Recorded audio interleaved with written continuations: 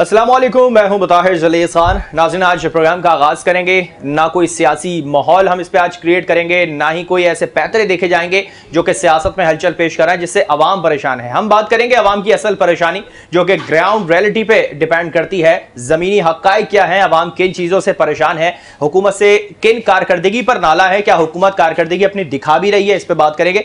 और दूसरी जानिब जो सूरत हाल इस वक्त क्रिएट होती दिखाई दे रही है कोरोना वायरस की वजह से, अब ये अवाम की एहतियाती कह लें या हुकूमत की जानिब से की जाने वाली लापरवाही, जो उन्होंने वक्त से पहले ही तमाम चीजें खोल दी और जब खोल दी तो उसके बाद फिर जो कोरोना केसेस दोबारा बढ़े, अब उसके बाद हुकूमत एक बार फिर से सख्ती करने जा रही है। अब देखना यह है कि हुकूमत जो फैसले करने जा रही है 15 मार्च से, जो सूरत हाल हम देखेंगे, उसके बाद चीजों को कंट्रोल किया जाएगा या इसमें भी कोई नया सियासी गेम खेलने की कोशिश की जा रही है, क्योंकि कोरोना वायरस की जो वैक्सीन है वो बहुत बड़ी तादाद में आ चुकी है और उसको यूटिलाइज नहीं किया जा रहा। क्या उसको यूटिलाइज करने के लिए तमाम गेम रचाया जा रहा, तमाम खेल रचाया जा रहा है, इस पर बात करेंगे।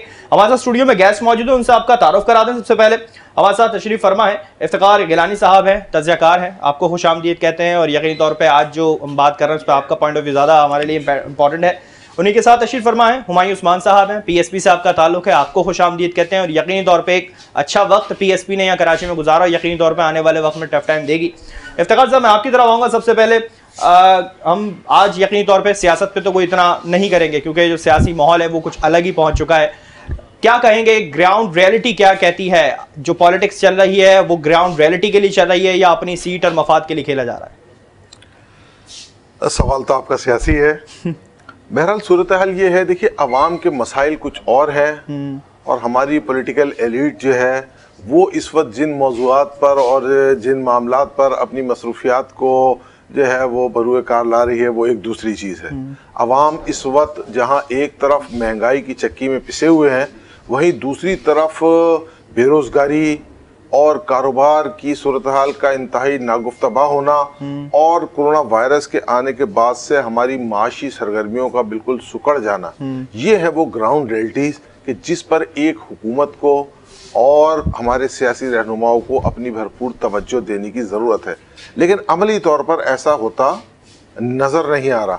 सूरत हाल इस तरह की है कि एक तरफ कभी हम जो है वो जो बाई इलेक्शंस हैं उसमें कौम को उलझा के रखते हैं और हमारा मीडिया और हमारे अखबारात और हमारे जितने भी जो पॉलिटिकल एनालिसिस करने वाले लोग हैं वो उस पर जो है वो अपनी तमाम की तमाम तवज्जो मरकूज रखे हुए हैं। तो दूसरी तरफ जो है फिर सेनेट इलेक्शन आ जाते हैं, यानी आप ये समझ लें कि आधा सेनेट आपका खाली हुआ और आधे सेनेट पर आपके इलेक्शन हो रहे हैं। लेकिन किसी को दिलचस्पी नहीं थी कि सूबा सिंध से मुंतखब होने वाले अफराद कौन से हैं, सूबा पंजाब, केपी और बलूचिस्तान से कौन से लोग सेनेटर मुंतखब हो रहे हैं। लोगों की तवज्जो सिर्फ और सिर्फ इस जानिब लग गई कि इस्लामाबाद से हफीज शेख इलेक्शन जीत रहे हैं सेनेट का, या उनकी जगह जो है वो यूसुफ रजा गिलानी इलेक्शन जीत रहे हैं।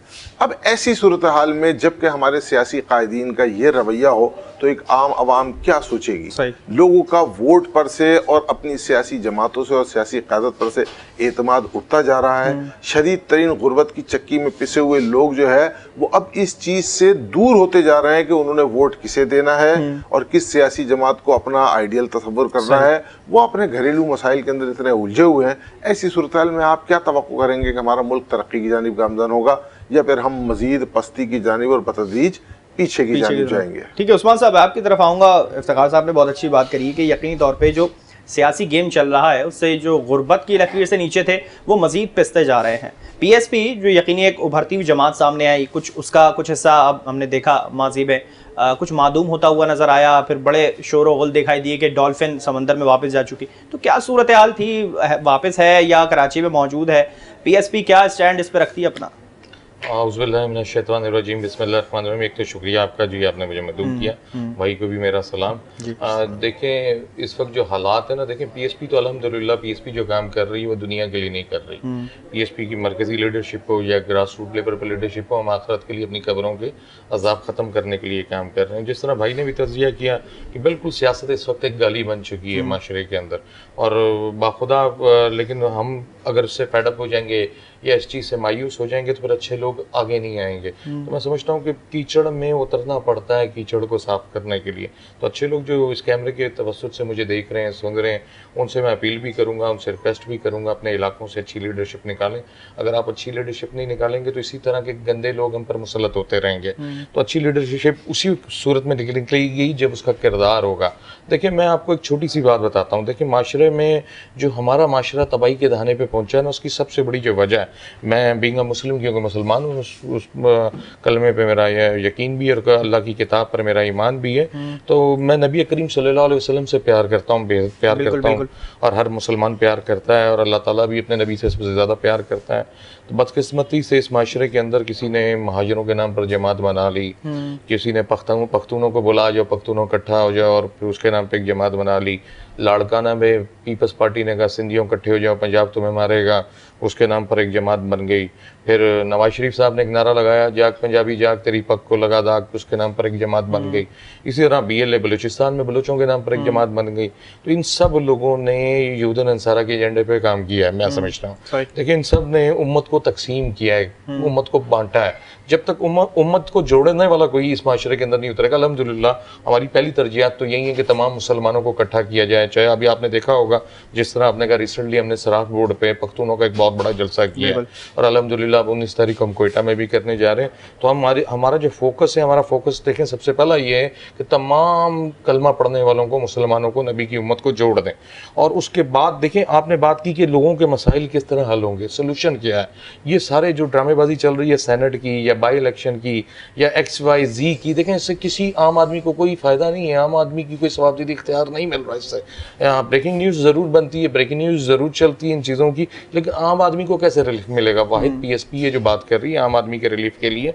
हम कह रहे हैं कि जिस तरह भाई आपने आइन के अंदर एक चैप्टर दे दिया है, एक बाब दे दिया है कि प्राइम मिनिस्टर जो बनता है उस बंदे के इख्तियारात उसको पता होते हैं कि कल मैंने ओथ लेने के बाद किन इख्तियारात के तहत काम करना है। इसी तरह आपका चीफ मिनिस्टर जब बनता है, सूबाई गवर्नमेंट जो बनती है, आइन के अंदर आपने एक चैप्टर दिया हुआ है, उसमें उसके इख्तियारात उसके लिखे हुए हैं कि उसने किस तरह काम करना है। बदकिस्मती से आप पूरी दुनिया की हर हुकूमत मिसाल देती है, लेकिन हमारे यहाँ लोकल गवर्नमेंट का, एक लोकल बॉडीज का, लोकल गवर्नमेंट का कोई चैप्टर ऐड ही नहीं उस आइन के अंदर। तो ये सारे लोग जो अपोजिशन में बैठे हुए हैं, जो हुकूमत में बैठे हुए हैं, अगर ये चाहते हैं एक आम आदमी को रिलीफ मिले, डोर टू डोर जाकर उसको रिलीफ पहुंच जाए, आम आदमी मुफीद हो जाए, और ये अगर इमरान खान से मिलते खैर हुआ है, मैं समझता हूँ पाकिस्तान के अवाम के साथ, लोगों के साथ, तो इनको अपनी अना और ईगो बेशक इनकी होगी, लेकिन उसको साइड पर रखें।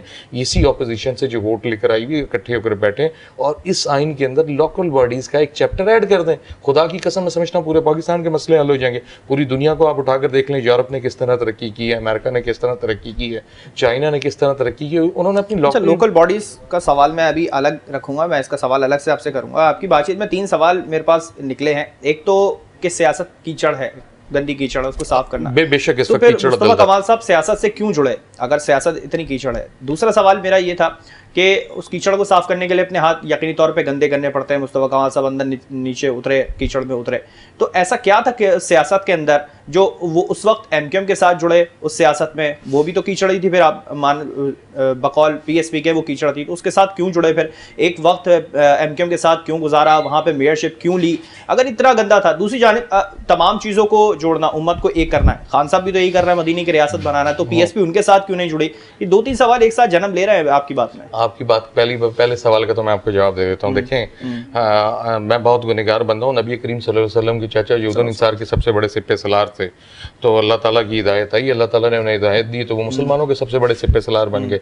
ये तो अल्लाह हिदायत देता है। देखिए आज मेरे चेयरमैन तो अल्लाह ने ऐलान कह रहे हैं कि फिरौन था, फिरौनियत थी, वहाँ से 9 जा नमाजें उठा ली गई थी, नमाज पढ़ने नहीं दिया जाता था, उसको कहा जाता था तालिबान है। फिर रॉ के जो इन्फ्लुएंस है वो सामने आ गए थे, वो बिल्कुल अल्लाह को बड़ा मानकर 2 बंदे आए शहर के अंदर, आपने देखा 90 भी खुला हुआ था, LO भी चल रही थी, यूनिट और UCs उनके सेक्टर ऑफिस भी खुले हुए थे, MP MNA भी बैठे हुए थे, 14 साल से गवर्नर भी बैठा हुआ था, उसको बड़ा मानकर वो आए। बिल्कुल उन्होंने हक और सच बयान किया। आपका मीडिया के कैमरे कह रहे थे कल आप घर से बाहर कैसे निकलेंगे। आज अल्हम्दुलिल्लाह PSP पूरे पाकिस्तान कोयटा जा रही है, सराब बोर्ड में जलसा कर लिया, पाकिस्तान की चप्पे चप्पे में फैल चुकी है। अल्लाह ने हमें देखिए आगे बढ़ा दिया ना। अगर मैं अब ये समझूं कि ये कीचड़ है और मैं इसको उतर के नहीं मैं इसको साफ नहीं कर सकता, तो फिर तो मुझे अपने पीने का पानी का जो है ना खुद ही बंदोबस्त कर लेना चाहिए। चाहिए, फिर मुझे अपनी एजुकेशन का, अपने आने वाली नस्लों का खुद ही बंदोबस्त कर लेना चाहिए, मुझे फिर अपने अस्पताल का खुद ही बंदोबस्त कर लेना चाहिए। अल्लाह ने हमें काम यही सिखाया है, मेरे चेयरमैन को काम यही सिखाया है। अगर उस कीचड़ के अंदर रहते हुए उन्होंने शहर को 300 अरब रुपए खर्च कर कर दुनिया का 12 तेजी से तरक्की करने वाले शहरों में शुमार करवा दिया था, तो ये उनका बड़ापन है ना, उनका किरदार है। आज ये शहर 8,465 अरब रुपए पीपल्स पार्टी ने खर्च किए हैं 10 साल में, और ये शहर 4 बदतरीन शहरों में शुमार हो गया। तो देखिए ये तो किरदार है ना, अब लोगों ने फैसला करना है किस किरदार के पीछे खड़े होना है। ये शहर वेंटिलेटर पे पहुंच चुका है, शहर के लोगों को चाहिए बेहतरीन डॉक्टर।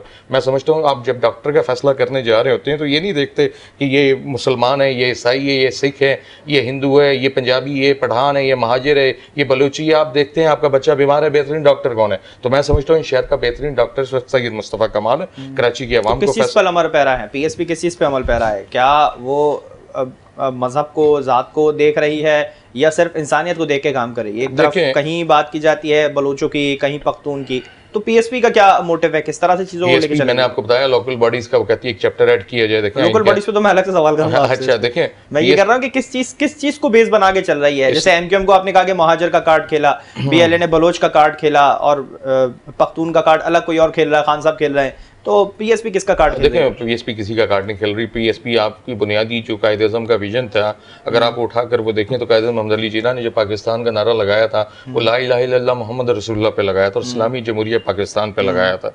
आपके उस वक्त जब अंग्रेज आप पे मुसल्लत था तो भी मेरे ख्याल आपकी मस्जिदें बंद नहीं थी, नमाज आप पढ़ रहे थे, तो भी आप हज के लिए जा रहे थे, अंग्रेज आपको बेहतरीन फैसिलिटेट कर रहा था। लेकिन विजन जो था, उसके पीछे विजन यही था कि मुसलमानों के लिए एक अलहदा रियासत बनाई जाए, मुसलमानों को, तमाम मुसलमानों को जोड़कर एक अलहदा रियासत बनाई जाए जहां सारे मुसलमान इकट्ठे हो जाए, नबी की उम्मत इकट्ठी हो जाए। बदकिस्मती से जैसे ही पाकिस्तान बना और लियाकत अली खान के मर्डर से आज तक हमें तकसीम दर तकसीम किया जाता रहा और बांट दिया गया मुसलमानों को। आज हम कह रहे हैं कि जो बुनियादी हमारे आबा अजदाद ने जो कुर्बानियां दी हैं पाकिस्तान बनाने के लिए, वो इस वजह से दी थी कि तमाम मुसलमानों के लिए एक इनफरादी रियासत बने। तो इनफरादी रियासत का वजूद ज़रूर था, इनफरादी मफाद के लिए नहीं बनी थी। इनफरादी मफाद आज हर कौम ने, और लासनियत की बुनियाद पर, फ़िरका वारियत की बुनियाद पर आप देख रहे हैं शहर के साथ, इस मुल्क के साथ क्या हुआ है। कलमा पढ़ने वाला कलमा पढ़ने वाले को मार रहा है, तो फिर अल्लाह का रहम नहीं आ सकता था ना। तो अल्हम्दुलिल्लाह ये जो 20-22 की खबरें रोज़ चलती थी, ये तो आप पीएसपी को हम देखें ना, हार कर भी जीत गए, कामयाब हो गए। आज 20-22 लाशें नहीं गिर रही, आज यहाँ के शुदा कब्रिस्तानों को ताले लग गए। आज आप यहाँ देख लें, मुसलमान को उस तरह नहीं मार रहा। अल्हम्दुलिल्लाह हम तरबियत कर रहे हैं, एक एक गली के अंदर उतर रहे हैं, एक एक लोगों को समझा रहे हैं, चाहे वो उर्दू बोलने वाला हो, चाहे वो सिंधी बोलने वाला हो, चाहे वो पश्तो बोलने वाला हो, चाहे वो बलोची बोलने वाला हो, वो XYZ जोन सी भी ज़ुबान बोलने वाला हो, उसे कह रहे हैं जब तुम अगर कलमा पढ़ने वाले हो, नबी के मानने वाले हो, तो ये रास्ता ठीक नहीं है। मेरा सवाल बहुत थोड़ा तल्ख लहजे में तो नहीं कह सकते, लेकिन तल्ख जुमलों के हवाले से कहा जा सकता है। तो क्या मुस्तफ़ा कमाल साहब जब तक एमक्यूएम के साथ जुड़े थे उस वक्त तक लाशें गिर रही थी, जब एमक्यूएम के साथ हट गए तो सब पुरअमन हो गई चीज़ें? ये थोड़ा इंडिकेशन कुछ और दे रही है बात फिर। हाँ बिल्कुल, मैं तो आपको कह रहा हूँ ना कि वो तो बता रहे हैं कि वहाँ पे ठीक नहीं हो रहा था ना। तो वो लाशें जो गिराने वाले थे उनको बेनकाब किया उन्होंने आकर। अपनी पहली प्रेस कॉन्फ्रेंस अगर आप उनकी अलग पार्टी करके 6-7 घंटे की नहीं, अलग पार्टी करके उनको बेनकाब किया ना उन लोगों को। फिर जिस तरह आपने बलूचिस्तान पे एक आम माफी दी है लोगों को, उन्होंने कहा इन लोगों को जो लड़के हैं ये जो इस्तेमाल कर रहे हैं, बेनकाब करने के लिए अलग पार्टी बनाने जरूरत थी कोई? देखिए अलग पार्टी बेनकाब कर देते आगे। बेनकाब तो उन्होंने उस वक्त जब किया था अलग पार्टी नहीं बनाई थी, मेरा ख्याल है जो पहली प्रेस कॉन्फ्रेंस थी उस वक्त बिल्कुल पार्टी नहीं बनाई थी। लेकिन अगर नहीं बनाते और लोगों को नहीं जोड़ते तो प्लेटफॉर्म कहाँ से देते? अब उन लोगों को जो गुमराही की तरफ चले गए, चाहे वो पंजाबियों के अंदर हो, चाहे वो पश्तून के अंदर हो, ANP के नाम पर एक दूसरे की कत्ल वगैरह की सियासत, लहरी गैंग वार आपके सामने चल रहा था। अगर इन सारे लोगों की इस्लाह कर मुसलमानों को इकट्ठा किया जा रहा हो तो उनको एक प्लेटफॉर्म तो देना था ना। अगर आप समझते हैं हम उनको एक अच्छा प्लेटफॉर्म देकर, देखिए सबसे पहली चीज़ हमारे यहाँ क्या है, अगर आप समझते हैं ये सबसे बड़ा गुनाह है तो ये मेरा गुनाह है। हमारे यहाँ सबसे पहली चीज़ ये है कि भाई जो मरकजी लीडरशिप है अगर वो मुसलमान है तो 5 वक्त की नमाज पढ़े। अगर हमारा कारकुन है तो 5 वक्त की नमाज पढ़े। अगर आप समझते हैं ये प्लेटफॉर्म गलत है, आज हम अल्लाह और उसके रसूल के नबी के बताए हुए रास्ते पे लोगों को चला रहे हैं, आप समझते हैं ये रास्ता गलत है, तो अब मैं फिर आपसे बहस नहीं करूंगा। लेकिन मैं ये समझता हूं, चलिए रास्ता अलग क्यों है, मैं उस पर आपसे बाद में बात करूंगा। मैं इफ्तिखार साहब आपकी तरफ आऊंगा कि तमाम बातें आपने सुनी, पीएसपी का मौक़िफ़ आपने सुना, उनका स्टैंड आपने देखा कि क्या है उनका, किस तरह से देख रहे हैं, क्या कौन सी वाहिद ऐसी जमात रह गई है कराची में जो कराची के जो मसाइल हैं, मेन इशूज़ हैं, वो हल करती हुई दिखाई दे? मैं बिजली के ऊपर तो नहीं जाऊँगा, वो बहुत बड़ा मसला वफाक के लिए भी खड़ा होता हुआ नज़र आता है। तो जो ज़मीनी हक़ाइक़ हैं, पानी का मसला है, ट्रांसपोर्ट का मसला है, सड़कें हैं, खाना रोटी कपड़ा मकान सब कुछ है, तो किस तरह से आपको देखते हैं सिंध हुकूमत के अलावा कोई और नुमाइंदा जमात ऐसी है, पीएसपी हो, एमक्यूएम हो, कौन है? देखिए मुताहिर भाई, मैं पहले एक गुजारिश आपसे करूं हमारा मुल्क पाकिस्तान है और कोई भी रियासत जो है वो किसी कायदे और कानून के तहत चलती है, जिसको हम जो है वो उस रियासत का आइन, कॉन्स्टिट्यूशन या दस्तूर कहते हैं। ठीक है ना। अल्हम्दुलिल्लाह पाकिस्तान भी एक दस्तूर के तहत, एक आइन के तहत और एक कानून के तहत चलती है। आइन पाकिस्तान मौजूद है और मुल्क भर की तमाम सियासी जमातों ने उस आइन को मुत्तफ़िक़ा तौर पर मंजूर किया। ठीक है ना। आज हम टॉक शोज में बैठकर या किसी पब्लिक गैदरिंग में बैठकर या किसी जलसा में बैठकर खुलफाए राशिदीन के दौर के किस्से सुनाते हैं, हम ताबईन ताबईन के वाक़यात सुनाते हैं, हम औलिया उज़्ज़ाम के किरदार की बातें करते हैं। सवाल ये पैदा होता है कि ये तमाम की तमाम चीज़ें जो हम आवाम के सामने लाते हैं या टॉक शोज में बैठकर या पब्लिक गैदरिंग में जलसा में करते हैं, जब हम मुक़न्नना में जाके बैठते हैं तो क्यों इन बातों को हम दस्तूर का हिस्सा नहीं बना लेते? और क्या हम ये समझते हैं कि इस वक्त पाकिस्तान जिस दस्तूर और जिस आइन के तहत चल रही है वो आइन गैर इस्लामी है? करारदाद मकासिद इस बात का वाज़ेह सबूत है कि जो आपके आइन का हिस्सा है कि पाकिस्तान एक इस्लामी रियासत है और आइन पाकिस्तान में दर्ज है कि ये इस्लामी जमहूरिया पाकिस्तान है। इस्लामी नजरियाती कौंसल मौजूद है जिसके सामने ऐसे कवानीन के जो इस्लाम के मुखालिफ हों या खिलाफ इस्लाम हो, उन कवानीन पर वो अपनी राय मुरतब करती है और फिर वो मुकर्रना को भेजती है। आपकी कौमी असम्बली और सेनेट में वो जाते हैं, जहां अगर कोई ऐसा कानून है तो उसे तब्दील कर दिया जाता है। लिहाजा ये तमाम की तमाम बातें अवाम को गुमराह करने वाली बातें मैं समझता हूँ कि हम जो है वो पुराने वाक़यात सुना के लोगों के सामने ये चीज़ करें कि जनाब हम जो है वो ये इस तरह का माहौल और इस तरह का जो है वो मुल्क बनाना चाहते हैं, रियासत बनाना चाहते हैं। भाई आपके पास जो दस्तूर और कानून मौजूद है, आप उसके तहत काम कीजिए। एक चीज। दूसरी चीज हम आ जाते हैं आपके सवाल के दूसरे हिस्से की तरफ, कराची के हवाले से। देखिए, अगर हम जो है वो बहुत पीछे की तरफ चले जाएं तो कराची और हैदराबाद जो सिंध के बड़े शहरों में शुमार होता है, वहां हिंदुस्तान से हिजरत करके आने वालों की एक बहुत बड़ी अक्सरियत आकर रिहाइश पजीर हुई, जिन्हें हम उर्फ आम में उर्दू स्पीकिंग या बाद में जो है वो उन्हें महाजिर के नाम से पुकारा जाने लगा या कहा जाने लगा। ये वो लोग थे कि जिन्होंने क़याम पाकिस्तान के बाद हिजरत की, यही वो लोग थे कि जिन्होंने तहरीक पाकिस्तान के अंदर अपना किरदार अदा किया। हम बरमला इस बात का इजहार करते हैं और कराची में मौजूद सियासी पार्टियां इस बात का इजहार करती रही हैं कि हम बानियाने पाकिस्तान की औलादों में से। बहरहाल यहाँ के वो लोग आबाद हुए, वही लोग वो थे कि जो तालीम याफ्ता भी थे, अपने कारोबार, घर बार और तमाम की तमाम चीज़ें छोड़कर आए थे और आकर उन्होंने खुलूस नीयत के साथ क़याम पाकिस्तान के बाद पाकिस्तान की तरक्की के लिए काम करना शुरू किया। आपकी पूरी की पूरी ब्यूरोक्रेसी के अंदर वो तमाम के तमाम लोग मौजूद थे। कराची पाकिस्तान का पहला दारुल हुकूमत था, अपना किरदार अदा किया और काम करते रहे। लेकिन अमलन जो है बतदरीज इस तरह होता गया कि हमारी पॉलिटिकल पार्टीज, खास तौर पर जो हमारी बानी जमात थी मुस्लिम लीग, उसमें इस तरह के लोग पेनिट्रेट कर गए कि जो जागीरदार, वडेरे, जमींदार, खान्स और इस तरह की तबकात से ताल्लुक़ रखते थे कि जो आप समझ लें कि मुतवस्सित तबके की नुमाइंदगी करने वाले नहीं थे, लेकिन मुतवस्सित तबका असल में उनके ज़ेर असर था। नतीजा ये निकला कि ख़ास तौर पर हमारी कराची की आबादी और मैं ये कहूँगा कि सिंध की शहरी आबादी, उसने जो है वो अपने आप को महरूम समझना शुरू कर दिया। आप अगर 70 के इलेक्शन देखें, उसके बाद आप 77 के इलेक्शन देखें और उसके बाद 85 में होने वाले गैर जमाती इंतखाबात का जायजा लें, तो आपको ये नजर आएगा कि कराची और हैदराबाद बहुत बड़ी हद तक जो है वो मजहबी जमातों की जानिब झुका हुआ नजर आएगा। यहाँ जमीयत उलमा पाकिस्तान और जमात इस्लामी जो है वो अपना किरदार अदा करती हुई नजर आती है। क्या सिचुएशन नजर आती है आपको इस वक्त? जो सूरत हाल है, मैं ये समझता हूँ कि कराची में ऑपरेशन के बाद से जो 30 साल MQM ने गुजारे, फिर ऑपरेशन हुआ, उसके बाद से कराची में एक बहुत बड़ा खला है और उस खला को पुर करने के लिए हमारे सामने पाकिस्तान तहरीक इंसाफ PTI सामने आई। कराची के लोगों ने उस खला को महसूस करते हुए अपनी तमाम की तमाम नजरें PTI की जानिब लगाई और कराची से और सिंध के शहरी इलाकों से PTI के उम्मीदवारों ने कामयाबी हासिल की। लेकिन जो अमलन सूरत हाल नजर आई वो ये नजर आई कि कराची PTI की नजरों में नहीं आ सका, मुसलसल PTI की जानिब से इसे नजरअंदाज किया जाता रहा। दूसरी चीज जो है वो ये है कि कराची से वो अफराद जो PTI के टिकट पर मुंतखब हुए, मैंने लास्ट टाइम भी आपके एक प्रोग्राम में गुजारिश की थी कि टिकट देते वक्त शायद उन्हें अंदाजा नहीं था कि यहाँ से जो है वो हम इतनी बड़ी तादाद में और इतने बड़े अंदाज में हम कामयाबी हासिल कर लेंगे। तो जो लोग मुंतखब हुए असल में वो सियासी लोग नहीं है, अवामी नफ्स पर उनका मैं हाथ ब्रेक की रहेगा। तरफ जाऊंगा। कराची पे कौन उठता हुआ नजर आ रहा है, कौन सी जमात उठती हुई नजर आ रही है आपको? लग रहा है आने वाले मुस्तकबिल में कुछ दिखेगा? मेरा ये ख्याल है कि आने वाले मुस्तकबिल के अंदर कराची के अंदर जो है वो मजहबी जमातों का दोबारा से दौर आता शुरू हो जाएगा। नाज़रीन, एक बार फिर से कराची में जो गुजरा हुआ वक्त था मजहबी जमातों का, शायद वो आने वाले वक्त में कुछ नया होता हो उसमें नजर आए। कुछ नया जो मोड़ है कराची की सियासत के अंदर या कराची के मसाइल के अंदर, वो कुछ नया होता हुआ दिखाई देगा। इस पर मजीद बात करेंगे ब्रेक के बाद, हमारे साथ रहेगा।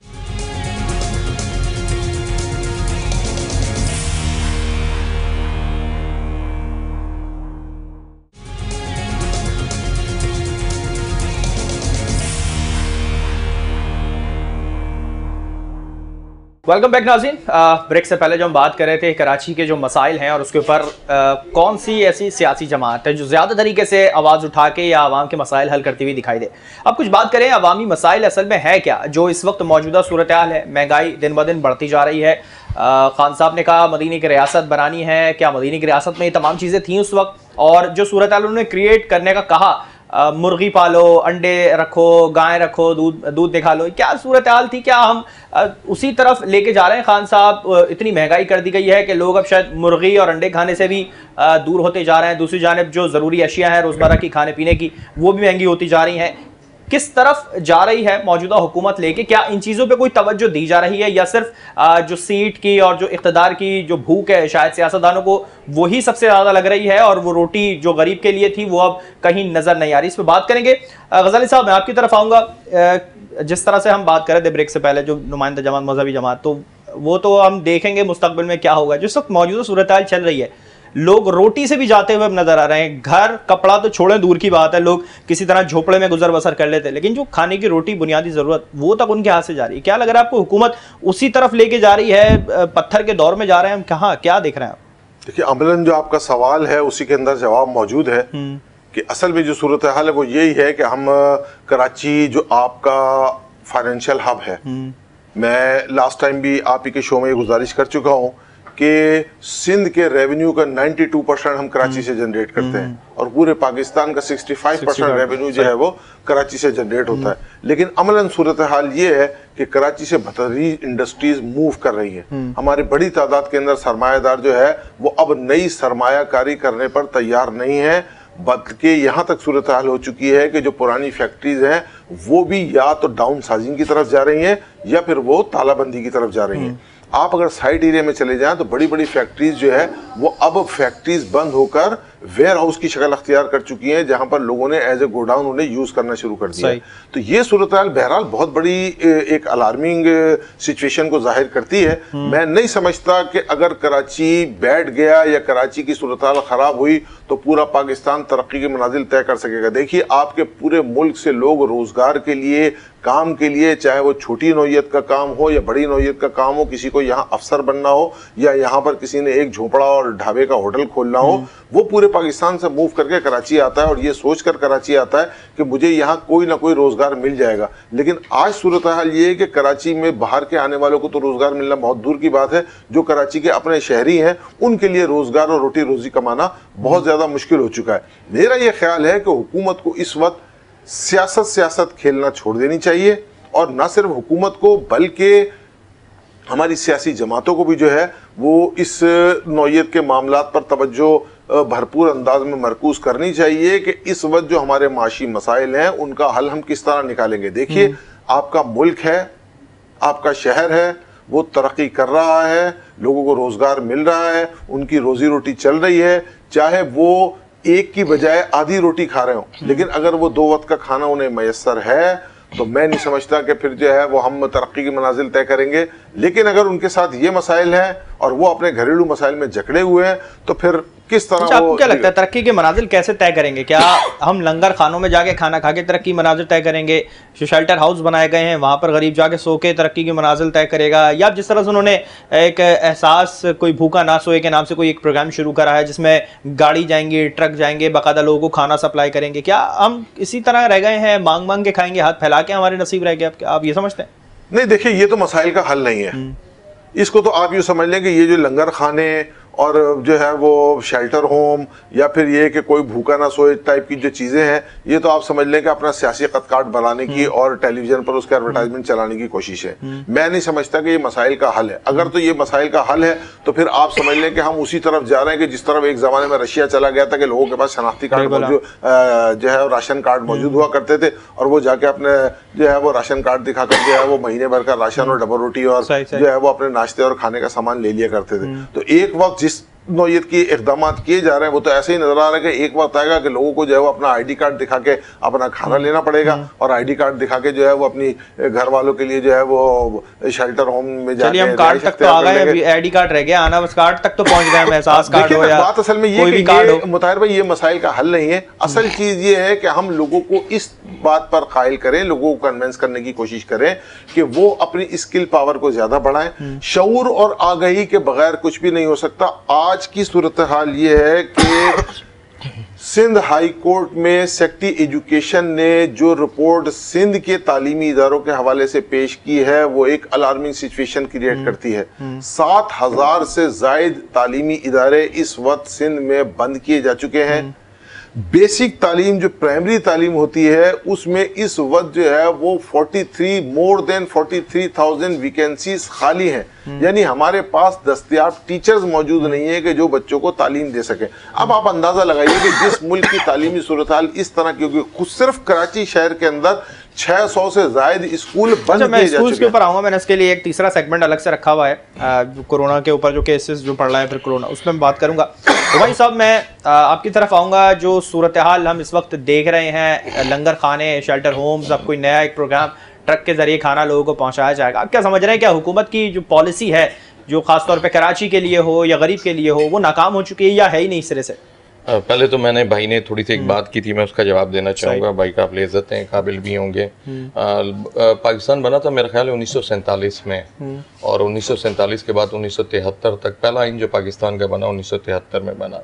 तो 1947 से लेकर 26 साल तक वो अंग्रेज़ों के कानून पे ही चलता रहा। और बदकिस्मती से थोड़ी सी भाई की इन्फॉर्मेशन शायद ये नहीं होगी इनके पास कि 73 में जाके पहला आइन बना, और 73 में भी जो आइन बना 73 में भी आप देखें तो वही कानून साजी जो की गई वही बरतानिया ब्रिटिश गवर्नमेंट के जो कानून थे उसी में रद्द-बदल कर कर उसको 73 के आइन में बना दी। देखें ये तो आप देखें जब चाहें आप समझते हैं जहाँ पे कोई चीज़ ठीक नहीं तो आप उसको ठीक करें ना। बदकिस्मती से हमारे यहाँ जो हुकूमत आती है और अपोजिशन आती है वो इसी बहस में पड़ी रहती है कि भाई उसको कैसे गिराना है, कुर्सी कैसे लेनी है, इलेक्शन कैसे जीतना है, सेनेट का चेयरमैन कैसे बनना है, सॉरी वजीर कैसे बनना है। तो ये देखिए मेरा तो आइन बेसिक आइन जो है, मैं एक मुसलमान हूँ तो कुरान है, मेरा जो दस्तूर है वो कुरान है।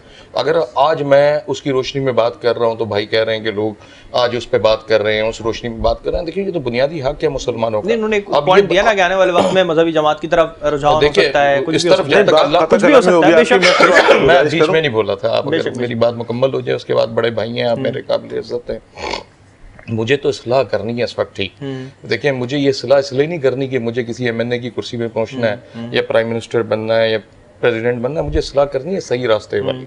ये तो अल्लाह जानता है ना कि कौन सही रास्ते की इस्लाह कर रहा है, ये अल्लाह जानता है, अल्लाह ने फैसला करना है कौन तौबा के रास्ते पे कौन नहीं है, कौन कमाई के लिए काम कर रहा है कौन नहीं कर रहा। आज अगर मैं कौम की इस्लाह की बात कर रहा हूँ तो इस्लाह तो कुरान से आनी है, हमारे दस्तूर पे चलना तो बात की बात है। पहली इस्लाह तो देखिए आपने कुरान को आज अलमारियों में महफूज रख लिया है मखमल के कपड़े में कि बेटी जब रुखसत होगी तो सिर्फ उसके सर पे रखना है, कुरान को समझना नहीं है। कुरान में आप जो कह रहे हैं वाकया हज़रत खलीफा राशिदीन के, खलीफा राशिदीन तो कह रहे हैं ना हज़रत उमर रज़ी तआला अन्हु आपसे कह रहे हैं कि मुसलमानों में तुम्हारा हुक्मरान हो ही नहीं सकता जिसके कॉल और फेल में तजाद हो। आज वो सारे ऑपोजिशन वाले भी कॉल और फेल में तजाद आ रहा है, हुकूमत भी कह रही है यू टर्न जायज है, तो कॉल और फेल में तो तजाद आ गया। जब आप कुरान से दूर हो जाएंगे तो आपको बेहतर लीडरशिप नहीं मिलेगी। आपको फैसला करना अल्लाह और उसके रसूल की इताअत करते हुए। आप जब इस माशरे को इस्लामी जमहूरिया पाकिस्तान पे इनकलाब की बातें कर रहे थे, मेरे बड़े बूढ़ों ने कुर्बानियां दी ना। डॉक्टर अब्दुर्रहमान का मैं परपोता हूँ जिन्हें बाबे उर्दू के नाम से छठी क्लास में पढ़ते हैं, हमारे खानदानों ने कुर्बानियां दी है ना यार। किस लिए दी हैं कुर्बानियां? आज हमें अफसोस होता है, उन्होंने इसलिए नहीं दी थी कि महाजरों के लिए कोई अलग स्टेट बन जाए, पंजाबियों के लिए कोई अलग बन जाए, सिंध के लिए कोई अलग बन जाए। उन्होंने तो कहा था मुसलमान सारे इकट्ठे हो जाए, मुसलमानों के लिए इस्लामी जमहूरिया पाकिस्तान बन जाए। तो बात इतनी सी है, आज इस्लाह करनी होगी उसी चीज पर जिस चीज पर पाकिस्तान बनाया है। आइन तो तरमीम होते रहते हैं, दस्तूर तो बदलते रहते हैं, दस्तूर में कोई हरफ आखिर तो नहीं है ना कि नाउज़ुबिल्लाह मुझ पर कुरान मुसद्दत कर दिया गया कि ये दस्तूर के तहत ही मैंने चलना, दस्तूर में जहाँ गलतियां हम निशानदेही कर रहे हैं। अब इस हुकूमत का और अपोजिशन का काम है भाई, अगर आज मैं कह रहा हूँ कि ग्रास रूट लेवल पे इख्तियारात दो, आइन के अंदर तरमीम करो, ये बहस क्यों छिड़ जाती है? जब भी कोई मेयर इलेक्ट होके आता है तो उसको पता ही नहीं होता कि मेरे इख्तियारात क्या है, मैंने किस रोशनी में काम करनी है, मेरा चैप्टर क्या है। अगर आप आइन के अंदर दो डेफिनेशन दे रहे हो, प्राइम मिनिस्टर की दे रहे हो, चीफ मिनिस्टर की दे रहे हो, तो आप उसके अंदर उसकी भी दे दो ना यार। सही। इसमें क्या हर्ज है? आप मेरी गिनती नहीं पूरी कर सकते। ये देखिए ना, ये शहर अब किसी एक जुबान बोलने वाले का नहीं है। ये शहर मिनी पाकिस्तान है, यहाँ पे मेजोरिटी में बहुत सारी कौमें रहती हैं, आपको सबको इकट्ठा लेके चलना है। ये कैसे हो सकता है कि यार मैं कहूँ कि फलां घर में पानी आ जाए और फलां घर पे पानी ना पहुंचे? तो पहले तो मुसलमानों को जोड़ना होगा ना मुझे। तो ये ताकत है बेसिकली। तमाम नबियों ने भी आज तक जब भी आपके हालात, आप फिरौन का दौर उठा के देख लें, आप नमरूद का दौर उठा के देख लें, आप यजीद का दौर उठा के देख लें, इसी तरह के हालात पैदा होते थे ना। जो फिरौन होता था इसी तरह की फिरौनियत के दावे करता था। आज जिस तरह खानदान परस्ती के दावे हो रहे हैं, शख्सियत परस्ती के पीछे लोग मर रहे हैं, तो शख्सियत परस्ती और बुत परस्ती में समझता हूँ दोनों बड़े गुरम। पीएसपी किस चीज का इंतजार कर रही है फिर अब? पीएसपी तो देखें, इनफरादी तौर पे हम ग्रास रूट लेवल पे उतर चुके हैं, लोगों की इस्लाह कर रहे हैं, लोगों को कह रहे हैं पहले खुद को ठीक कर लो, अपना किरदार ठीक कर लो। आज एक दूध बेचने वाला दूध के अंदर जब मिलावट करके पानी मिलाकर बेचेगा, केमिकल मिलाकर बेचेगा, फ्रूट के अंदर वैक्सीन लगाकर उसमें स्क्रीन की उसको बेचेगा, गोश्त वाला पानी का इंजेक्शन गोश्त के अंदर लगा के बेचेगा। इनफरादी तौर पर हम अपनी तरबियत नहीं करेंगे और कहेंगे ऊपर कोई हुक्मरान मुसल्लत हो जाए, तो अल्लाह कुरान में कह रहा है जैसी राय होगी वैसे हुक्मरान होंगे। तो ये समझने की जरूरत है। पीएसपी तो ये जाकर एक एक गली के अंदर एक एक डोर टू स्टेप लोगों से कह रही है कि अगर मुसलमान हो तो अपना रास्ता ठीक कर लो, फिर हुक्मरान भी ठीक हो जाएंगे और किरदार वाले लोग तुम्हारे अंदर से निकलेंगे। अल्लाह तुम्हें 5 वक्त बुलवा रहा है, तुम 5 वक्त उसके लिए सजदा देने के लिए तैयार नहीं हो, नाउज़ुबिल्लाह, अल्लाह मुझे माफ करे। तो फिर वो तो सांसें भी दे रहा है, वो सब कुछ दे, तुम्हारा बॉस तुम्हें बुलवाता है, आधे घंटे तुम लेट हो जाते हो, वो तुम्हें 10 बातें सुना देता है, झाड़ देता है, वो सिर्फ तुम्हें हर चीज दुनिया की दे रहा है। 5 वक्त बुलवा रहा है, तुम उसकी तरफ नहीं जा रहे। ये इस्लाह बेसिकली लोगों की करनी होगी। लोग दूर हो गए हैं दीन से, लोगों में यूदर अंसारा का एजेंडा, हमारा जो कल्चर है बेसिकली आप जाके देखें, एक जमाना था 40 साल पहले, आप टीवीज़ के या दूसरे चैनल्स के ड्रामे उठाकर देखें तो दुपट्टा लेकर औरत बैठी हुई थी। आज फयाशी की तरफ आप पूरे माशरे को ले गए। तो ये माशरे में जो अब नए दौर, नया चीजें अपना दीन के मुताबिक चलना है। लेकिन अब क्या कह सकते हैं, अब सबको इस्लाह करनी है ना, इस्लाह करनी है, लेकिन जबरदस्ती ये तो कह ही नहीं सकते ना, इससे बदतरीन दौर थे, इससे बदतरीन दौर थे। चले मैं बल्दियाती इलेक्शन की तरफ आऊंगा, मुझे फिर ब्रेक की तरफ जाना है। लोकल बॉडीज या लोकल गवर्नमेंट के जो इलेक्शन, पीएसपी क्या अपना स्टैंड पेश करेगी इस पे? क्या वाकई हम देखेंगे जो गुज़िश्ता वक्त में हुआ वही पीएसपी के साथ दोबारा हो, कुछ ना मिल सके उन्हें, या वाकई कोई देंगे, जोर देंगे बल्दियाती इलेक्शन? देखिए, मेरा तो ईमान है एक पत्ता भी अल्लाह की मर्जी के बगैर नहीं गिरता। बिल्कुल बेशक। खालिस्तान हम जो काम कर रहे हैं लोगों की सलाह के लिए कर रहे हैं, हम किसी के आगे कटोरा लेके नहीं खड़े होंगे। मेरा चेयरमैन एक बार किरदार बंदा है, कहीं झुकेगा नहीं, कहीं कॉम्प्रोमाइज नहीं करेगा, कहीं लोगों के हकूक पर सौदा नहीं करेगा। बेसिकली वापसी आने का मकसद ही यही है कि अभी आप देखें, मर के जाएगा ना तो कब्र में ये नहीं लगे जाएगा कि भाई मेयर बन के आए हो, आवाज नहीं लगेगी, एमपीए बन के आए हो। ये तो सवाल होगा ना कि अगर अलॉटमेंट केस में जो मतलूब हुए तो करप्शन की या नहीं की, उस पर भी तो सवाल हो सकता है। अल्हम्दुलिल्लाह, हम तो कहते हैं कि आप दुनिया में भी हो रहा सवाल, एक भी केस प्रूफ कर दें, आप सजा नहीं, केस चल रहा है ना, इल्जाम तो लग गया ना। क्या इल्जाम है? आप 196 प्लाट है, वो सिपियां बेचती थी यहाँ समुद्र के पास, 10-10 गज के, वो एक प्राइवेट लोगों के प्लाट थे। आपको मैं केस बता देता हूँ, 10-10 गज के 196 प्लाट थे। 196 प्लाट एक जेके बिल्डर ने 1986 में खरीद लिए। कब खरीद ली? 1986। तो क्या वजह अब तक क्लियर क्यों नहीं हो पाया? मैं आपको बता देता हूं, मैं ब्रेक की तरफ जाने को बहुत शॉर्ट टाइम रह गया, अब तक क्लियर क्यों नहीं हो पाया? बहुत सारे लोगों की फाइलें सही भी खोली गई हैं और बहुत सारे लोगों की ये आपको पता सिस्टम बन चुका है कि खोल कर उन पे अपर हैंड रखने की भी कोशिश की जा रही है। मुस्तफा कमाल के साथ जो फाइल खोली गई उनकी सही खोली है, गलत खोली? गलत खोली गई है 100%। मैं आपको केस समझा देता हूँ, आपके सामने लाइव कह देता हूँ। केस तो वाकई बहुत बड़ा हो जाएगा, मुझे ब्रेक का कहा जा रहा है यकीनी तौर पे। मैं आपको पूरा केस बता देता हूँ, आप मुझे बता दें, आवाम फैसला कर ले। चलिए, यानी मुस्तफा कमाल साहब मेयरशिप के लिए कोई जोर नहीं लगाएंगे फिर वो? अल्हम्दुलिल्लाह हम जाएंगे, क्यों नहीं, हम बिल्कुल अवाम में उतरेंगे, भरपूर तरीके से उतरेंगे। इस वक्त कराची में वाहिद पीएसपी जमात है जिसके 209 में से 180 यूसी दफ्तर खुले हुए हैं, किसी और जमात के नहीं खुले हुए। तो उसके बाद यानी इस्लाह करेंगे लोगों की या अपनी सियासत चमकाई जाएगी? बिल्कुल, उन्होंने पहले भी इस्लाह की, लोगों के लिए काम की। लियारी के अंदर 70 साल में पहली बार पानी की लाइन गई है। ब्रिटिश आयरलैंड में उनके दौर में जब वो मेयर थे, उनका किरदार था, तब पानी की लाइन गई है। फिर आपने सरजानी की कटी पहाड़ी देख ली, फिर लियारी एक्सप्रेस वे उन्होंने जब बनाया तो कई कराची की आबादियां आबाद की, नदियों से उठाकर लोगों को आज जो किया जा रहा है, बेघर किया जा रहा है। फिर नदियों पे आ गई दोबारा, नदियों पे आ गई, दोबारा मास्टर प्लान की जरूरत। मैं एक छोटी सी बात करूंगा इसमें, जब मैं माशरती उलूम का चैप्टर पढ़ता था ना, उस वक्त मुझे पढ़ाया जाता था कि भाई आपकी शहर की आबादी है 30%, देहातों की है 70%। 30 साल पहले, 20 साल पहले। आज मेरे बच्चे को पढ़ाया जाता है शहर की आबादी 70% है, देहातों की 30% है। तो लोग देहातों से शिफ्ट कर रहे हैं रोजगार के लिए, देहातों में रोजगार नहीं है। तो भाई माइग्रेशन तो हो रही है, पूरी दुनिया में हो रही है, पूरी दुनिया को आप उठा के देख ले, आप उसको कंट्रोल नहीं कर पाते। यही वजह है शहर के मसाइल जो पड़ रहे हैं। आपने एक ही शहर बनाया है पाकिस्तान के अंदर बदकिस्मती से, आपने इस्लामाबाद बनाया है, वो भी आपने किसके लिए बनाया? आपने पॉलिटिशियंस के लिए बनाया और ब्यूरोक्रेसी के लिए बनाया। और पूरी दुनिया ने जितने भी नए शहर बनाए हैं वो माशी हब बनाए। आप इंडस्ट्रियल जोन बनाते 10-10 लाख आबादी के, कई शहर खड़े कर देते। माशी हब अगर नहीं भी बनाया, अगर वो खुद साख्ता भी बन गया तो उसको भी संभालने की ज्यादा जरूरत है। पीएसपी अपना स्टैंड कहां पर दे रही है कि बल्दियाती इलेक्शन में पूरी तरीके से जोर दिखा पाएगी, और अगर दिखा दिया तो क्या वो इस्लाह होगी? ये तो यकीनी तौर पे उसी वक्त देखा जा सकता है, क्योंकि उससे पहले तो दावे वादे तो यकीनी तौर पे हर जमात में होते हैं, और यकीनी तौर पे इस्लाह की ज्यादा जरूरत है। और जो इस वक्त मसाइल खड़े हो चुके हैं, और दूसरी जानिब जो कोरोना वायरस ने सर उठाया है और एक बार फिर से शायद सिंध हुकूमत पाबंदियों की तरफ जा रही है, 15 मार्च से एक बार फिर से पाबंदी लग रही है। इस पर बात करेंगे ब्रेक के बाद, हमारे साथ रहिएगा।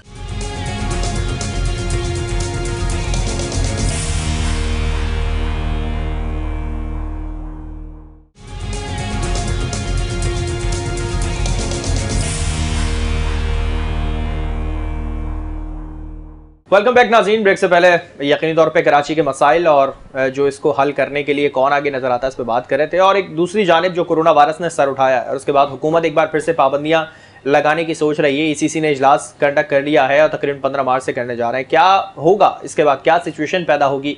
स्कूल्स बंद करने की बात हो रही है या उनका टाइम शॉर्ट करने की बात हो रही है? दूसरी जानिब जो लोगों के जो मसरूफियात हैं, जो कारोबार हैं, वो एक बार फिर से ठप होते नजर आ रहे हैं। अब एक दफ़ा होने के बाद जो सिचुएशन हो चुकी थी, जहां हम काफ़ी पीछे जा चुके हैं, तकरीबन 15-20 साल जो हमारी मईशत समझ लें पीछे जा चुकी है, तो क्या हम दोबारा से इसके मुताबिल हो सकते हैं? इस पर बात करेंगे।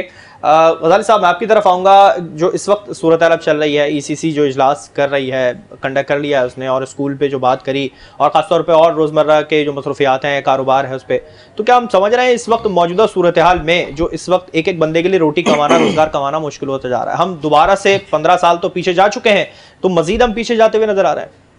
देखिए, मैं इसमें गुजारिश करूंगा, सबसे पहले तो मैं आपके प्रोग्राम के तवज्जुह से जो है वो सारे मुल्क के लोगों को ये पैगाम देना चाहूँगा कि ये जो कोरोना वायरस है इसको बहुत संजीदगी से लिया जाना ज़रूरी है। हमने इसको पहले दिन से जो है वो एक तफरीह के तौर पर लिया है। आपको याद होगा कि जब पाकिस्तान के अंदर लॉकडाउन शुरू हुआ मार्च के महीने में, फरवरी में यहाँ ये वबा आई और उसके बाद मार्च में शुरू हुआ, तो इब्तदाई 15-20 दिन तो लोगों ने इसे एक खेल तमाशे की सूरत बना ली। यानी बारबेक्यू पार्टीज चल रही हैं, और जनाब जो है वो एक नई चीज लोगों के सामने आई है कि लॉकडाउन हो गया, सारा का सारा बंद है। लेकिन बहरहाल ये एक आलमी वबा है, पूरी दुनिया में करोड़ों लोग इससे मुतासिर हुए और लाखों की तादाद में बिलियंस ऑफ जो है वो लोग इसमें हलाक हो चुके हैं। तो इसको बहुत संजीदा लेने की ज़रूरत है, जो भी SOPs हैं उस पर अमल दरामद करने की ज़रूरत है। अब आते हैं आपकी सवाल की तरफ। देखिए, पूरी दुनिया की मईशत कोरोना वायरस के बायस सुकड़ गई है, और हम जो पहले ही एक कमज़ोर माशी मुल्क के तौर पर पहचाने और जाने जाते हैं, हमारी माशी सरगर्मियाँ तो और ज़्यादा डिस्टर्ब हो गई हैं। सोने पे सुहागा ये कि हम एक बड़ी आबादी का मुल्क हैं। हमारी 22 करोड़ 23 करोड़ की आबादी है कि इतनी बड़ी आबादी जो है वो आप समझ लें कि हम बर्र-ए-आज़म यूरोप के करीब करीब की आबादी रखते हैं, जो एक पूरा बर्र-ए-आज़म है, और हम एक मुल्क की आबादी हमारी इतनी है। लेकिन बहरहाल एक वबा है और एक सूरत हाल है। इस सूरत हाल में एक चीज जो सबसे ज्यादा टारगेट की जा रही है मुताहिर भाई, वो है एजुकेशन। यानी मुस्तकिल बुनियादों पर यह सवाल होता है कि क्या हम स्कूल खोल दें, क्या हम स्कूल बंद कर दें, क्या हम स्कूल खोल दें, क्या हम स्कूल बंद कर दें। भाई देखिए, आप सिर्फ एक एजुकेशन को टारगेट ना रखें, आप मुकम्मल तौर पर अगर लॉकडाउन की तरफ जाते हैं तो तमाम की तमाम चीजों को लॉकडाउन के कानून का पाबंद कर दें। आप अपने शॉपिंग सेंटर्स को मुस्तकिल मुकम्मल तौर पर बंद कर दें। आप जो पब्लिक गैदरिंग के मकामात हैं, आपके पार्क्स हैं, आपके साहिल हैं, आपकी पब्लिक गैदरिंग पार्टीज हैं, उन पर मुकम्मल तौर पर पाबंदी लगा दें। फिर आप स्कूलों को भी बंद करने के लिए जा सकते हैं, उनको जो है ना वो लॉकडाउन की सूरत हाल वहाँ भी लेकर आ सकते हैं। लेकिन आप सिर्फ ये चीज़ लें कि आप जनाब स्कूलों को बंद कर दें, आप तालीमी इदारों को बंद कर दें, आपके शॉपिंग सेंटर्स खुले हैं, आपके तमाम पार्टीज उसी तरह जारी सारी हैं, आपके तमाम रेस्टोरेंट जो है वो ओपन है, तो उससे आप कोरोना वायरस से बच तो नहीं सकते। जहाँ तक मैं समझता हूँ, स्कूल को तो बंद करने का ये जवाब है कि वहाँ बच्चे हैं और ज्यादातर जल्दी इफेक्ट भी हो जाते हैं, तो ज्यादातर उनकी सिक्योरिटी ज्यादा इंपॉर्टेंट है। और दूसरी जानिब जो स्कूल हैं, जो शॉपिंग सेंटर्स हैं, तफरीही पार्क हैं, रेस्टोरेंट्स वगैरह हैं, वहां अगर पाबंदी लगाई जा रही तो कुछ टाइम लिमिट उनको दिया जा रहा है, स्कूल की भी कुछ टाइम शॉर्ट की जा रहा है। देखिए कोरोना वायरस किसी टाइम से तो नहीं निकलता, ये वो पुराने जमाने के दौर का जिन तो नहीं है ना, जो रात को 12 बजे गार से निकला करता था और जो है वो गाँव में आके किसी दोशीजा को उठा के ले जाया करता था। कोरोना वायरस तो हर वक्त फैल रहा है। अब आप ये कहें कि जी सुबह 6 बजे से लेकर शाम 6 बजे तक जो है वो सब खुला होगा और शाम 6 बजे के बाद बंद कर दिया जाएगा। जहां तक आपने स्कूलों के मुतालिक सवाल किया, देखिए आप पहले ही जो है वो आपने हाजिरी को 50% किया हुआ है कि आधे बच्चे एक दिन आएंगे, आधे बच्चे दूसरे दिन आएंगे और एक डेस्क पर एक बच्चा बैठेगा। बहुत ज्यादा स्कूलों के अंदर इस चीज को जो है वो फॉलो किया जा रहा है और इसी तरह बच्चों को जो है वो बुलाया जा रहा है। लेकिन सवाल ये है कि स्कूल बंद करने के बाद क्या वो बच्चे अपने घरों में जाकर लॉक हो जाते हैं? जाहिर है कि जब स्कूल बंद होंगे तो वो बच्चे जो है वो बाहर गली मोहल्लों में खेलेंगे, अपने वालिदैन के साथ शॉपिंग सेंटर्स में जाएंगे जो खुले हुए, अपने वालिदैन के साथ मुख्तलिफ पार्टीज में शिरकत करेंगे जो ओपन है, वो मुख्तलिफ रेस्टोरेंट में जाके बैठेंगे जहां पर खाने पीने का सिलसिला होगा, तो वहां से उनको कोरोना वायरस नहीं लग सकता। मैं बहरहाल इस चीज़ का शदीद मुखालिफ हूँ कि हम स्कूलों को जो है वो मुकम्मल तौर पर तालीमी इदारों को बंद कर दें।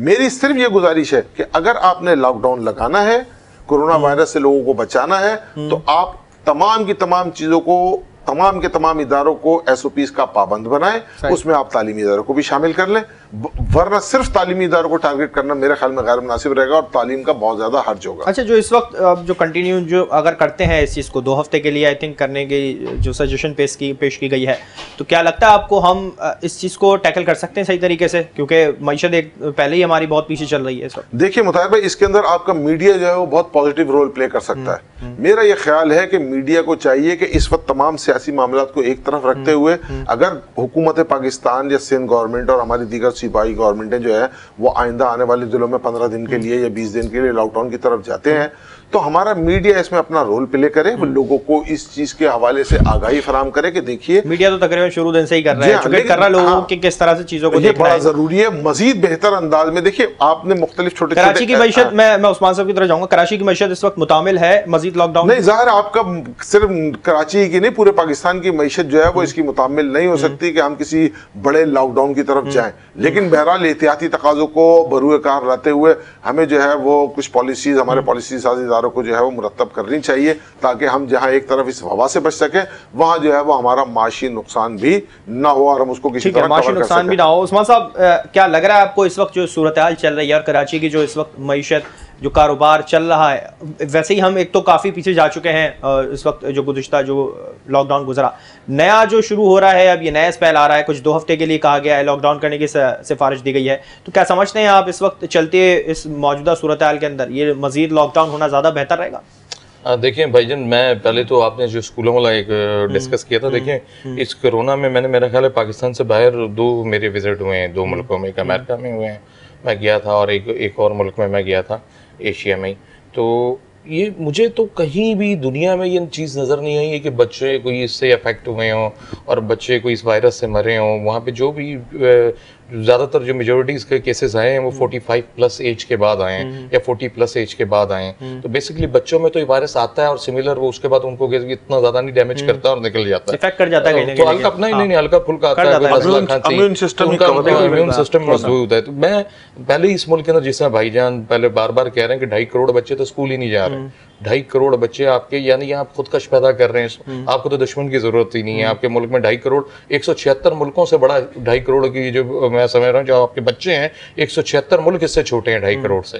तो आप 2.5 करोड़ जितने बच्चे जो आपके जाहिल पैदा होंगे, पहले ही माशरा तबाह हो जाएगा। तो आप खुदा के वास्ते ये स्कूलों के साथ और बाकी जिस तरह भाई ने कहा शादी हॉल, रेस्टोरेंट्स देख लें, फिर इनकी पार्टीज देख लें, इनके अपने शादी के फंक्शन देख लें, सारे जो हुक्मरान हमारे पे मुसल्लत हुए हैं बदकिस्मती से, कहीं भी वो इस तरह की एक्टिविटीज नहीं हो रही जो सिर्फ ये जिस तरह उन्होंने कहा कि वो जेन है, इसी तरह मैं कहूँगा कि शाम जुम्मे वाली छुट्टी कर दें, जुम्मे वाले दिन वही आएगा, कोरोना घर पे सो रहा होगा। तो ये मजाक बना रहे हैं पूरी कौम के साथ। और बेसिकली ये सारा गेम इंटरनेशनल प्लानिंग है। कोरोना कहीं ना कहीं है, लेकिन साइकोलॉजिकल फैक्टर बड़ा इसमें अहम है। आपको मैं एक वाकया बताता हूँ कि आज से तकरीबन कोई 80-90 साल पहले अमेरिका ने एक एक्सपेरिमेंट किया। एक्सपेरिमेंट ये किया कि एक बंदे को सजा हो गई थी मौत की, तो उन्होंने कहा कि इसको फांसी जो देनी है ये उसको काम करते हैं, इसको डराते हैं और डर से देखते हैं कि ये मरता नहीं मरता, तो उसके सामने उन्होंने उसको बैठाया, कुर्सी पे बांध दिया और उसके सामने एक बड़ा सारा कोबरा ला के छोड़ दिया और उसके बाद उसकी आंखों में पट्टी बांध दी कि अब तुझे ये डसेगा और तू मर जाएगा।